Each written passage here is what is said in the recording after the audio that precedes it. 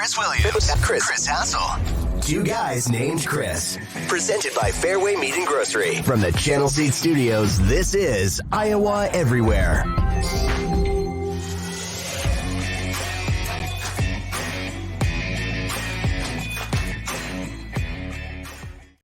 And what's going on? Happy Wednesday, and welcome to Two Guys Named Chris. We are obviously on a different day this week. We are not live. That's because I am heading out to Las Vegas. I'll be staying at Circa, be doing some sports betting. We've got special shows coming up on Thursday and Friday of this week. I will tell you about that. He is Chris Hassel. My name is Chris Williams. We are from the Channel Seed Studios and presented as always by our friends at Fareway Meat and Grocery. We got the Sweet 16 coming up, and I'm amped up. So you're, I really hope, Chris, that you have a good time sitting around with your pregnant sister, just rubbing her belly. Just, oh, I gotta go. Will you go to the store and get me some ice cream, Christopher? Wow, so you're going to be your sister's real quick, huh? Your sister's little bitch all weekend long while I'm out at Circa. I can promise you that's not going to happen because she has a husband and he can be her little bitch, not me. We usually do. They usually do come around this time of year. We usually do watch all the games, so I'm not going to miss anything. I promise. I wish I was going to be out there with you guys in Vegas, but. I'm going to be watching every second of these games. I can't wait. It's like when you try to go cold turkey, you know, if you're just like you're big time smoker, you're smoking carton a day. And then all of a sudden Monday, cold turkey, you got to quit. And I'm not doing well cold turkey. Monday was rough. It was really rough. Tuesday, a little bit better. Now Wednesday, I'm starting to feel it. It's coming back. It's going to be a fun couple of nights, Thursday and Friday. I can't wait. Yeah, I'm really amped up. Real quick, I want to update everybody on what our schedule is going to be like. So yeah, what are you guys going to be doing out there besides just getting drunk?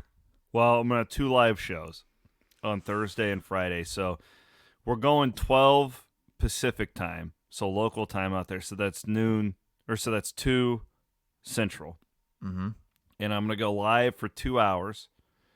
John Miller and I on Thursday. Mike Palm will be joining us on Thursday as well, and that'll be great. We're going to be at Stadium Swim, so I'll be getting my raise. I might not even wear a shirt. Let's be honest. Have you looked at the weather? Yeah, 60s, so it's not going to be. But remember, we were out there in December, and it said it was like 55, and it was hot out. Yeah, I know. At Stadium Swim. I don't know how that. Well, they just have a giant heater or something. The way that they built that was perfect. Like, I'm sure they thought it out. Like, the way the sun just bakes that place.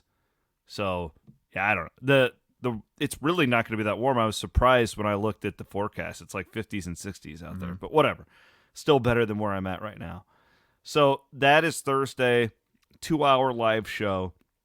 Friday, 2-hour live show. Ken Miller will be with us as well. And we're gonna have a lot of fun on Friday. We're gonna go back and we're gonna break down the Marty Terrell F-bombs at KXNO. We're gonna get the inside scoop. No, yeah, I can't believe I'm gonna miss this. Jeez. Yeah, it's good. Well, you can watch it. You tune into the live stream, get a few drinks in those guys. Well, not Miller, not John. He doesn't drink, but Ken maybe. Let the vibe flow a little bit. And then also on Friday, so the Iowa women play Friday evening. And I have Chad Leistico is going to join us from Seattle to give us the inside scoop on the Iowa women as they are ready to tip off in the Sweet 16. So wow, that's what we have going on. That's a lot. That's 2 different 2-hour shows? Yeah. Are you sure you're going to be able to handle this without me? I think I can. I used to do a 3-hour show every day. I think I can handle 2 2-hour shows. Okay. I think I can handle it. There's a lot going on. Well, I'll be listening with my pregnant sister. I'll give her find out, like, because a lot of pregnant women, like some of them, it's like, oh, you mentioned like grapes, just throwing out a random food, it'll make them want to puke. Like there's certain things. Tell me what your sister, and I'll make sure and throw it in there a bunch of times and just make her want to puke. Yeah, that's a You know good what I mean? idea. Really good Hey, idea. before we get into everything, took the kids to the Harlem Globetrotters last night at Iowa Event Center, Wells Fargo Arena. Yeah, I here got in some town. texts from you and Keith about that. Well, So first they of go all, they go right from the second round of the tournament to the Harlem Globetrotters. That's right. And you said there's a midget on, or a little person on the team? Yeah, they got a little guy. You can't say that anymore, unless you're in Estherville, right? Unless you actually, so Ross Estherville's Peterson and I used college to debate this. or high school mascot is still called the Midgets. Yeah. Ross and I used to debate this all the time, and I'd say, no, it's little people, and then Ross would just go ahead and use the M word over and over again. The So I M think word. you can say it, it's offensive to In some, Estherville, they still say it. which is wild. Well, in racing, there's an entire class midget of cars, racing right. called the midgets. Yep. Yeah. So, okay, you're at the Harlem Globetrotters. I went to this. My aunt and uncle took me to this when I was probably 8 or 9, and I thought it was fun. Cammie, she's really kind of getting into basketball. She's always liked it.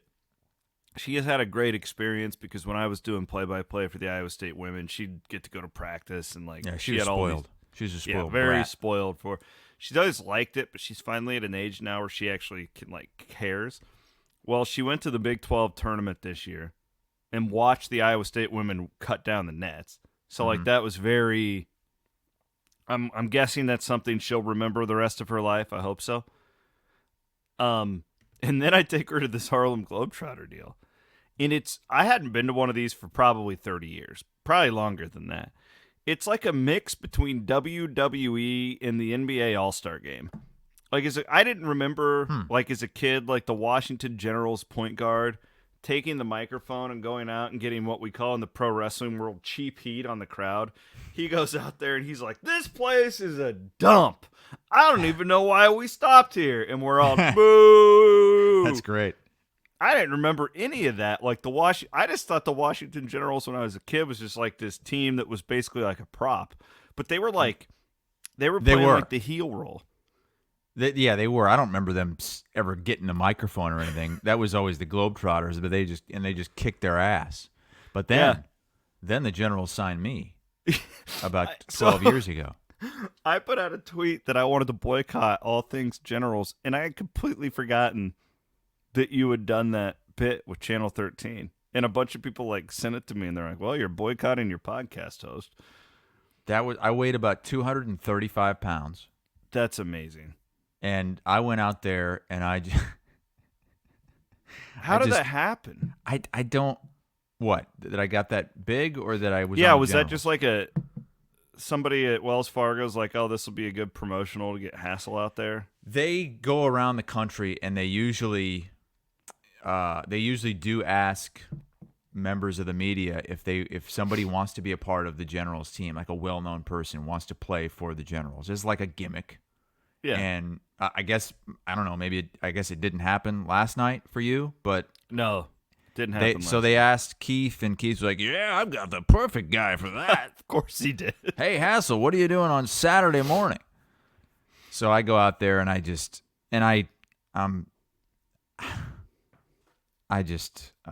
you shoot? Did you actually play in the game? Yes, I did. I embraced it, and I did. I'm really good at looking like I'm not trying, but I actually am trying. So I really was trying to make. There was a layup I went in for, and I missed that. There was a 3-point shot that I missed by 5 feet. People were like, "Well, you were trying to do that, right?" No, I wasn't. I was trying to make the shots. But what did I do? I ended up getting kicked out of the game for something. I can't remember what. I mean, I was talking shit to the Globetrotters, to the refs, Oh my god. to the fans. And then So I remember amazing. I ripped off my jersey and went in the locker room and, I don't know, trashed the locker room. all as part of this bit that we did. So it was pre-planned that you were going to trash the locker room? It was pre-planned that I was going to just do stupid stuff. I don't think there was I don't remember there being a script or anything like that. I was I was getting into it with the Generals coach, I'm telling him, like, because he didn't start me. And he was like, listen here, I'm the coach. I said, yeah, what's your record? And he goes, you son of a bitch. It was pretty fun.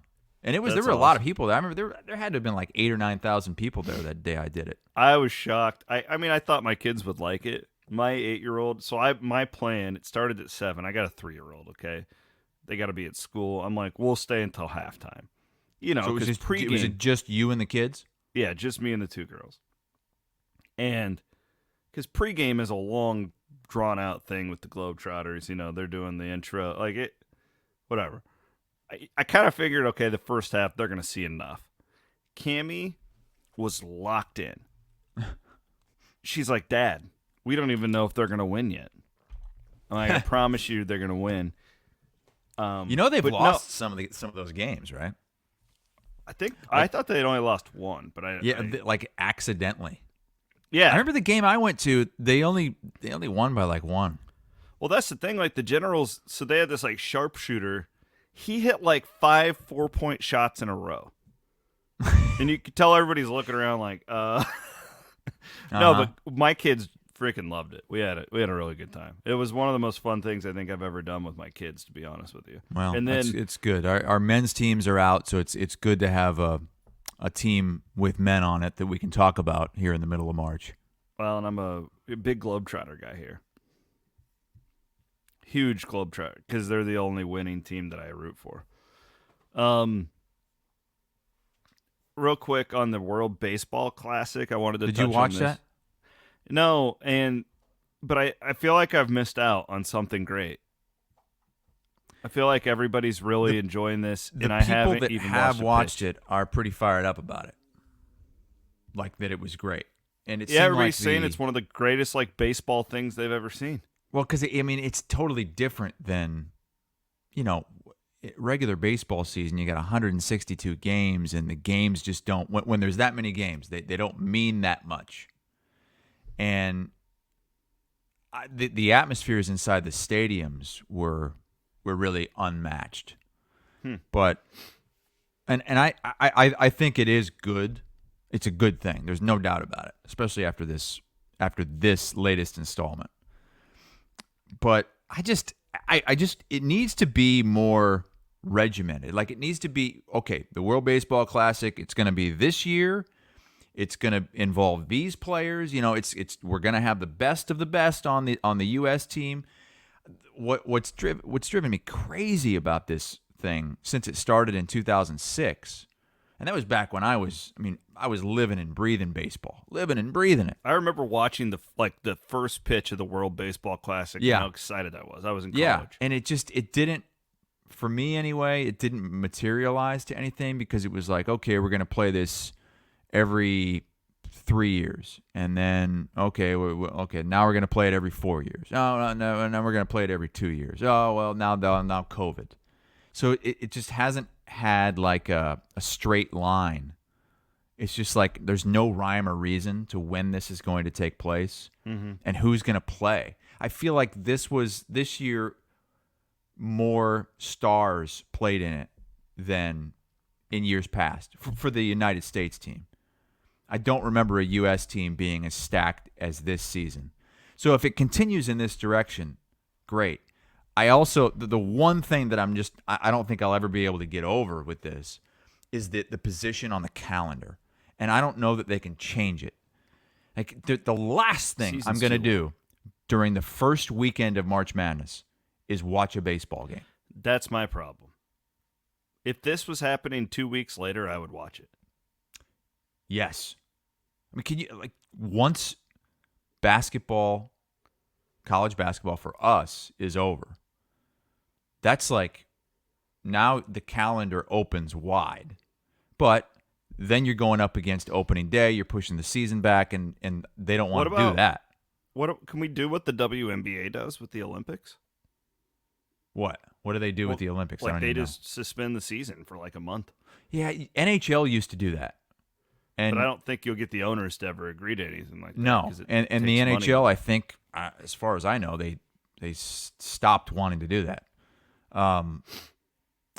it doesn't sound like they're going to move this thing around. And it's been so successful for them this time around that why would you change anything? But I didn't watch any of it other than clips because of where it fell. Like, I'm not in baseball mode. I do not care about baseball right now, especially with the NCAA tournament going on. There's just no way. Like, I was, Thursday, Friday, Saturday, I'm on Twitter. I'm like, what? Get this World Baseball Classic off my feed here. I don't care about it. I'm with you, bro. I'm with you. But it ended up, I don't think it could have been any better, really, with Ohtani striking out Mike Trout to end it for Japan. Incredible. And these other countries, they really care. Like, the fans of those countries really care. Hate us. And they love baseball more than we do, and they hate us. Mm-hmm. Yeah, so I'm with you. I would watch if this was 2 weeks later. I probably would have watched every pitch last night. I don't think there's a way for them to move that around. It wasn't even on my radar. Honestly, Nope. I didn't even know until it started showing up on Twitter that this was a World Baseball Classic year. I had no idea. Same. There were some injuries that happened when I was out in Greensboro, and a bunch of the sports writers were, "Oh my God, you see this guy got hurt?" Yeah. A bunch of Mets fans were pissed, and that was kind of how it. That was kind of how it. Yeah. I'm not trying not to shit on it because I'm sure it was great, and I believe these people who really enjoyed it. But again, like I'm not locked into this until basketball's over. I would be way more into this than I would be April Major League Baseball. No doubt. I would too. I just don't think there's ever going to be a scenario where MLB would agree to cut its season short. That's what they should do. Be like, we're going to cut 15 games off of our season and cooperate with this World Baseball Classic. That would be the best thing for the sport of baseball, but we all know that their pocketbooks are more important. Okay. Let's do some women's basketball. Iowa plays on Friday. We wanted to talk about now, hang on a second. Who are they playing? They play Colorado. Yeah. All right, give me a Colorado breakdown. What are we looking at here, Chris? I don't know yet, but I will because I do plan to gamble on this game. I have a bunch of stuff saved on my reader for the plane. I am not ready for my Sweet 16 prep, but I have watched, dude, the Miami Indiana game and the Iowa Georgia game were awesome games. Mm-hmm. Like just I watched awesome the basketball games. I also watched the Stanford game, which was not that great of a game, but it was close late, and it mattered a lot for Iowa because that's the 1 seed. I watched a lot of that game too. I watched a lot of the Drake women's game. I watched a lot of the Iowa State game. I've never watched more women's basketball than I have this year. I've even called a bunch of women's basketball this year. Okay, so this brings us to the question that we kind of wanted to debate today. Why is the sport of women's basketball gaining in popularity so much? Because they've had a record number of television viewers across the board. This is not just when Caitlin Clark's on the women's tournament. And I noted this the other night, that the atmospheres in these arenas seem way better than normal. And I'm talking as a whole. We're pretty spoiled here in the state of Iowa. I mean, Iowa State, it's like the 20th year in a row they've had top 5 attendance. Iowa sold out every game. Like, we have pretty good women's basketball atmospheres in our state. Nationwide, it's usually not like this. And it's really, like, I watched Assembly Hall in Indiana. That place was crazy the other night. Like, it was crazy. It was better than their men's atmosphere. Clearly, it's the NCAA tournament, and they're a 1 seed. I acknowledge that. But why? I have my theory, Chris. I'll let you go first, though. Why is the women's tournament gaining so much in popularity? I talked to Andy Fales from the Murph and Andy show about this a few weeks ago, and he brought up some interesting points that I totally agree with. I think one of the main things is that you get to know these players. There are not as many transfers, one. And two, I think the biggest thing is that when you have a star, that star isn't jumping professional after 1 year. When you have a Caitlin Clark, she's there maybe 5 years. Yeah. When that happens in the men's game, You're out after one. And a lot of times in the men's game, they're there for 1 year and they don't even get to become a star, a superstar. Like Caitlin Clark was, as a freshman, a phenom, but like she didn't reach superstardom until her second, third season. So you don't get these people even developing into these icons, really, for, whether you're a young basketball fan that wants to go and say, we have to go see Caitlin Clark. You don't get that in the men's game. Every now and then you'll get a Zion Williamson who's just a transcendent player, but it's for 1 year, and that's it. It's one and done. Move along. And I also think the other thing is, I think this is new and exciting for a lot of people because I didn't grow up a women's basketball fan. I didn't grow up watching the Iowa women. I didn't. I watched every Iowa men's game. I really did not care about the Iowa women. Stringer in our house was like, God. See, I grew up I had an older sister. We watched women's basketball. Like I remember as a kid, like it wasn't as big of a deal to us, but we watched it. So. Yeah. I didn't, and I think a lot of people were like me. More people are like you than me. People a lot older than me too. That this was never an avenue. Now they're discovering, wow, okay, there's this other team that I really like and I can get behind, and it's fun. We can go and have a great time at whatever arena it is. We can watch these games and enjoy these games. Like this is a lot of fun, and it's new, and it's intriguing and exciting. So I think those are the three main things for me why college basketball, not just at Iowa, but in other places as well, South Carolina, Indiana. It's like we get to know these players. Wow, we've got this other team that also plays in the same building that's doing awesome things. It's fun. I'll go another direction. I completely agree with all that. Again, I say this as a guy who's been a fan of the sport longer than you have. The product's so much better. Like even 10 years ago. Why is the product better, you think? Well, the 3-point shot, and I talked to Caitlin Clark about this in the interview that we did with her. And I truly credit Steph Curry with so much of this. The fact that these women, so think about like a little boy 15 years ago. They grow up and they're watching LeBron. They grow up and they're watching Vince Carter in the dunk contest. They grow up and they're watching highlights of Jordan. And 99.9% of us can't even dunk. Yes.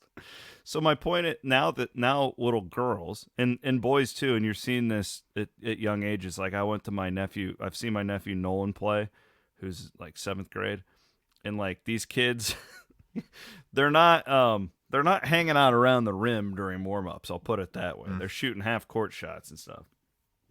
I think so many of these women have watched Steph Curry and what he did, and they're emulating it, and they did it at a young age. The women's game always has been really a more pure game than the men because you don't play above the rim, right? Mm-hmm. So plays matter more. Inbounds plays matter more. I love the quarters, right? Like it's more strategic. That's a point that I left out. The game flows better in women's basketball now because of the quarters, because you don't get teams locked up in the bonus for 14 minutes. No doubt. The women's game has always featured the 3-point shot, but not like this. Mm-hmm. It's gone to another level. Like the women's game used to be, let's get as many post players and let them do layups, right? Because they're not dunking, and you'd be watching this game full of layups and missed layups and free throws and an occasional 3-point shot. And 15 years ago, the women, quite frankly, were expected to conduct themselves in a certain way where there just wasn't as much emotion. Now, man, you got there. Watch the Iowa women play. Watch the Iowa State women play. Watch Danae Fritz for Iowa State. She's like a young Caitlin Clark as far as her demeanor goes. We have so much more emotion with these teams now. They're less robotic, and the game's just more entertaining. I give a ton of credit to Steph Curry. I think he changed everything. And I'll even give credit to a guy like Bill Finley, too. Like, if you're an Iowa State fan, they've been playing this style for 20 years, right, where they're just running up and down and shooting threes. Like, and now, like, the rest of the country, it's kind of like, I would compare it to this. I would compare it to the sport of football, Chris. What's more fun? The archaic, like an offense like Iowa's, right? Or would you rather watch, these different versions of the spread where you're scoring 40, 50 points? Well, we all know what's more entertaining. And the women's game used to be this, well, let's just pump it down into the post to Rebecca Lobo, to Lisa Leslie, and they're going to turn around and shoot a layup. Well, now they're chucking threes from the logo. It's fun. So I think every point we've made is really, and I completely agree with you and Andy about, like, I mean, if you watch this Iowa team, I called, it was Ashley Jones' freshman year in Iowa City. I called that game, and Gabby Marshall played in that game, right? Like, I remember all of like, they've been there for that long. And it's just, you put it all together. And I think it's, let's not ignore the fact that I think that after COVID, and we've had a real social movement in our country where women, I don't want to say are more accepted with sports, but I do think that there's more of a push. I don't know. I think that more people are paying attention to it because of a lot of that too. I don't know. Yeah. And now Iowa's got not a clear path to the Final Four, but about as good as of a path that you could potentially ask for with the 1 seed. Yeah. Out. They really do. And again, they I don't know. go to the Final Four. They should. They're going to be favored, I think, in every game. I don't know a ton about Colorado, but we're gonna try and do a little women's basketball betting breakdown for you guys when I'm out in Vegas. We'll see. See if I can get any women's basketball gambling gurus. I tell you what, the team I really like is that Miami team. I don't know if you watch them. Why? Because the Twins? Well, you follow I the turned Twins it on Instagram because I knew who they were, and I saw that they were beating Indiana. Why do you think they have so many followers on Instagram? Because of their basketball skills, duh. No, I flipped that game on. That team is legit. Like, they were hella fun to watch. What about Miami beating Indiana in the men's and the women's games in the round of 32? Yeah, that's a rarity. I kind of like Indiana. Miami, by the way, to beat Houston, but we'll see. I'm really high on in the this men's Miami. game. Yeah, kind of looking into that one. Really I high feel on like Miami. Houston might have its footing now after, they had 2 bad games back to back in the AAC championship, and then the first round, and they had a horrible first half in that round of 32, and then they just turned it on against Auburn in the second half. I think they might be cooking now. Okay. What let's do a couple other topics here. We wanted to hit on the Big East. Rick Pitino is now heading to St. John's. Ed How about Cooley that?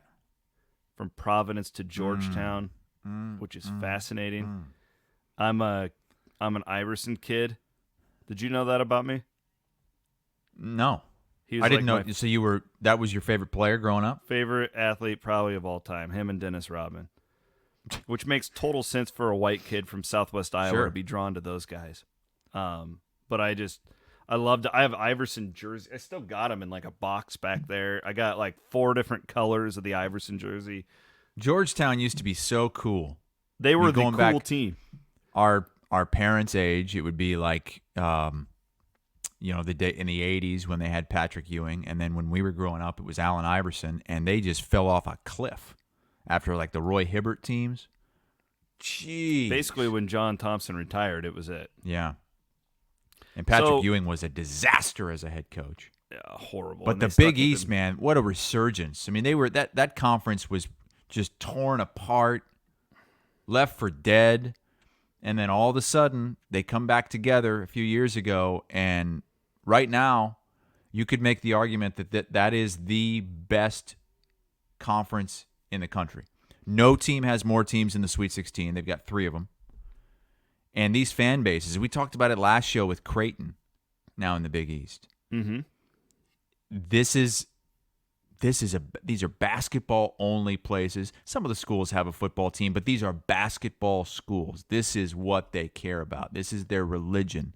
And in a world where college football drives every single decision, I love seeing that these basketball only places can still have a huge role. Couldn't agree more. And I think it's great for the sport when the Big East is like this. You know, you need the northeastern part of the country to care, to really be a national sport. I love that Patino's going there because it reinvigorates one of those fan bases like you're talking about that really hasn't had a lot to cheer about in a really long time. They've had pockets of success, but nothing sustained. And Ed Cooley to Georgetown, it's like I'll root for Georgetown because as a kid I was obsessed with them. There are a lot of people listening to this who probably feel that way, who were an Iverson kid growing up. Cooley's legit. If you can win at Providence, you can win in Washington D.C. with Georgetown. And the Providence folks are just pissed because Cooley's a Providence guy. He was signed to lifetime contracts. He kept saying that this is his dream job, he'll never leave, and then he leaves. And so that's going to make for some interesting matchups when he returns to Providence as the head coach at Georgetown. It kind of reminds me of the Chris Beard to Texas thing. I really do think that these teams have an advantage, though. Again, that's a good point. I referenced on Monday that these basketball-only places you're talking about. With NIL. Like that's all that their money's going to. Mm-hmm. And I don't give me they don't have as big of a TV contract. It frankly doesn't matter. Like the difference in funding a basketball program compared to a football program is not even close. And if all you have to do is fund these basketball programs, that's a big advantage. I've told you guys, I know multiple scenarios where football and basketball coaches have been at odds over NIL money, and there's only so much to go around because that is true. Like, we're talking about the fans here. This isn't, the Big Ten television contract pays this out and we're going to divvy it up. No, that's not how it works, at least right now. And there are multiple scenarios. We saw one this week. Did you see Nick Saban basically all but call out Nate Oates? I've seen fans say that was basically what was happening. I can't quite. I haven't read into it enough to see to know if that really was, because the circumstances are totally different. It was just between the language that the football player and the basketball player. One gets in trouble, the other doesn't. What did Saban say? He goes, direct quote, "There's no such thing in being at the wrong place at the wrong time." Okay. Yeah, that's a shot. That's definitely a shot at Nate Oates. My point being, like, these athletic departments, I think that everybody's just, I think a lot of fans are just like, oh, it's kumbaya. Everybody's holding hands. No, they're like competing with one another within these athletic departments in many scenarios. And hey, Kristen. Hey, good to see you. Chris says hi. And you don't have that at these basketball only schools, and that's why, like, I don't know anything about the economics of the Big East and donor bases and whatnot. I would assume there's a lot more money at Georgetown than Providence. Am I wrong? No, there's no doubt about it. I mean, look, when Georgetown's good, they are filling up an NBA arena every home game. Yeah. Well, it's cool. I'm with you on the Big East. I'm totally down with this, and I hope it continues to. And I kind of like what the Big 12 commissioner's doing too, where he's just like, if you listen to him talk, he's basically saying, like, the way I read into it, we know we're not the SEC in football, but why can't we be the SEC in basketball? Mm-hmm. And it's I think it's a pretty good strategy for a league. You gotta excel at something, and the Big East being that basketball league is its way to go. Real quick on the Notre Dame job, what are you hearing now? Because we've been talking about Fran McCaffrey and that job for a couple of weeks now. It doesn't seem like that's going to happen. The Penn State guy, from what I read last night, he's choosing between Notre Dame and staying at Penn State. Is that right? Yeah, I think that's as we've been reporting here on Two Guys Named Chris. Fran McCaffrey was never in the running. I think they might have tried to put that out as a smokescreen to get another extension, but there was nothing there from what I've heard from people that have talked to members of the search committee. And the name I kept being told was Micah Shrewsbury. That's who they really wanted. Question is, if you're Micah Shrewsbury, what's the better job? You're in the Big Ten at Penn State, where you kind of have your program on the rise, or is it Notre Dame in the ACC? I think the jobs are not that different. Like, I don't know that that's a big step up. In fact, I'm going to say it's not a big step up. It seems like it would be a lateral move. Notre Dame's had more success. Yeah. But I don't know. I mean, you get it rolling at Penn State, and that's big time. I guess my only question, and I don't know the answer to this, maybe you do. The fan interest at Penn State compared to Notre Dame. I mean, it's certainly picked up at Penn State. But they're both football schools. Yeah. You get Penn State going, and I think fans will keep showing up. It's a great college town. Yeah. I mean, look what Cael Sanders has done with the wrestling program, and all of a sudden that atmosphere is just out of this world. Do you know how sick that makes me? I was there that day that he left Iowa State. I was covering that for Channel 13. The day he left Iowa State, seeing all those such conflicting thoughts on Cyclone fans walking around campus. And I'm not like this huge wrestling guy. But like I am a big Cyclone guy, and like the conflicting feelings I constantly have towards Cael Sanderson are hard to put into words. Because he's like, it doesn't even feel like he's an Iowa State guy anymore. No, it's like Gable back in the day. It's like the two biggest legends in the history of the sport of wrestling both wrestled at Iowa State and then built powerhouses elsewhere. Like, is that not the epitome of being an Iowa State fan? Oh my God, that's a good point. Oh yeah, well they're hanging up in the rafters. Oh, and they're winning national titles everywhere else. And when someone thinks about them now, when you think about Dan Gable, it's Iowa. When you think about Cael Sanderson, it's Penn State. Yeah. That would be like if Hoiberg went off and won a couple national titles at Nebraska. Oh my God, that's right. Hoiberg did it too. Nobody wants to stay in Ames, man. Paul Rhodes did. Paul Rhodes? They kicked his ass out of town. Exactly. All the guys that want to stay there. Hopefully Otts is different. Yeah. No, the Caels, I've been so conflicted about that because my instinct says I don't like that guy. That's my instinct. Yeah. I'm sure that a lot of Iowa State fans feel the same way. Now, there's probably some that watched him in the Iowa State singlet in person, doing all the great stuff back in the day, but it feels like a long time ago. He was the head coach for a couple years when I was in college, and they were really good. And they were good. They couldn't beat Iowa. They did once. I don't know if he was the head coach or if that was Bobby. My freshman year, they beat Iowa. I think that was the last time because I was there. It was in Hilton. That's the last time they've beaten Iowa in wrestling? I think. I don't know that. I think. This was a weird show, man. We're talking wrestling, women's basketball, and Globetrotters. In the Big East. in Georgetown. Well, it's getaway day for you. It's getaway day. Yeah, I gotta get going. I still have to pack. I got a flight to catch. All that stuff. Again, reminder: we will be on from 2, so it'll be 2 to 4, I guess, Central. Just on the live stream everywhere, getting you guys ready for the Sweet 16 games.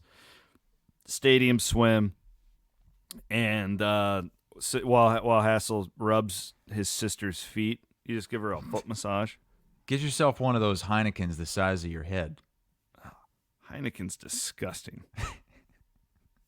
Absolutely the worst beer possible. But I will drink a beer the size of my head. I promise you that. All right, brother. Okay. Appreciate your time, as always. A Wednesday, two guys named Chris from the Channel Seed Studios. Thanks to our friends at Fareway Meat Still and waiting Grocery. for that meat box.